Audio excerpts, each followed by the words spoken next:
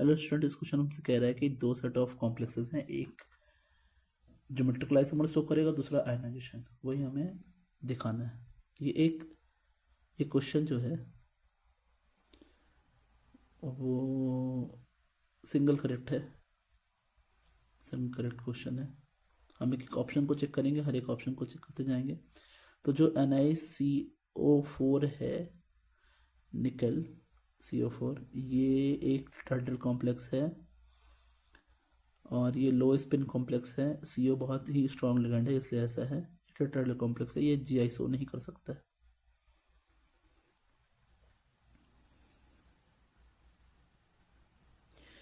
दूसरा, जो ये हमारा कंपाउंड है, ये GI करेगा।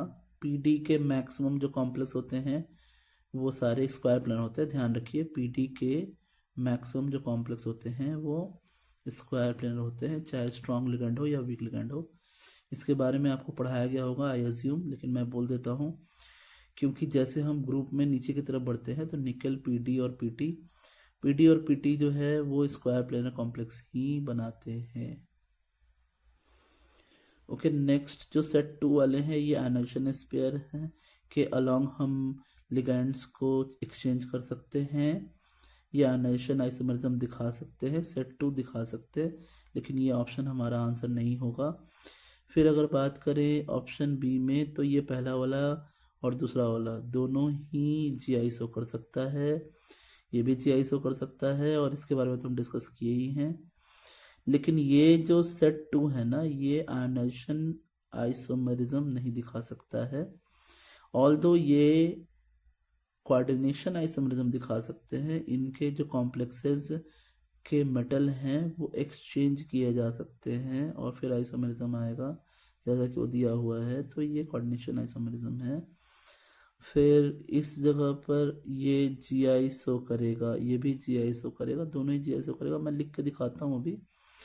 जैसे कि ये जो है ना CO, ये CO जो है NH3 को अगर मैं, है ना, एडजेसेंट फेसेस पे रखूँ, हर एक एडजेसेंट फेसेस पे, और N2 को हर एक एडजेसेंट फेसेस पे रखूँ लगातार, तो ये जो कॉम्प्लेक्स बना इसको हम बोलते हैं फेशियल कॉम्प्लेक्स, क्योंकि ये ना आइसोमेरिज्म है फेशियल। ठीक है। अब जो दूसरा वाला है, अगर मैं इसे बनाऊं और दो तो लगातार रखूं, फिर एक अल्टरनेट रख दूं, यानी दो NH3 को लगातार रखना है, फिर एक जगह को NO2 रख देना है, फिर NH3 रखना है। मतलब हमें थोड़ी सी पोजीशन चेंज कर देनी है। तो यहाँ पर ये मेरिडियनल बना।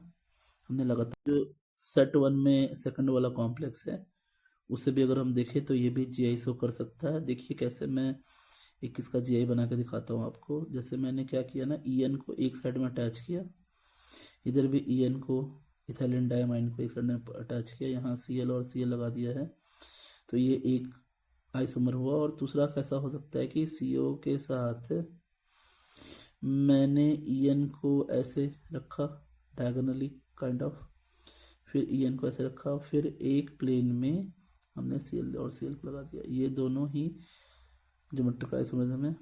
सेट 2 में दोनों के दोनों आयनाइजेशन आइसोमरिज्म हो सकते हैं, ये मैं पहले भी बताया हूँ ऑप्शन ए में। तो ये दोनों ही आयनाइजेशन आइसोमरिज्म है, क्योंकि CO जो है और NH3Cl जो पहला वाला कॉम्प्लेक्स है उसमें से है, SO4 हमें एज आयन मिलेगा, SO4 2-,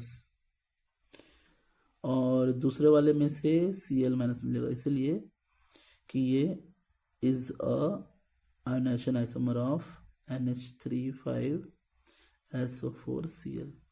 तो पहले वाले से SO4 मिलेगा एनायन और दूसरे वाले से Cl-। लास्ट वाले को देखें ऑप्शन को, तो ये GI नहीं कर पाएगा, ये GI कर सकता है, तो इसलिए ये ऑप्शन ये वाला नहीं होगा। सेट 2 में देखे अगर तो ये हाइड्रेट आइसोमरिज्म है, ये कोई आयनाइजेशन आइसोमरिज्म नहीं। तो यहाँ जो हमारा आंसर है वो C है आंसर। Thanks, answer C।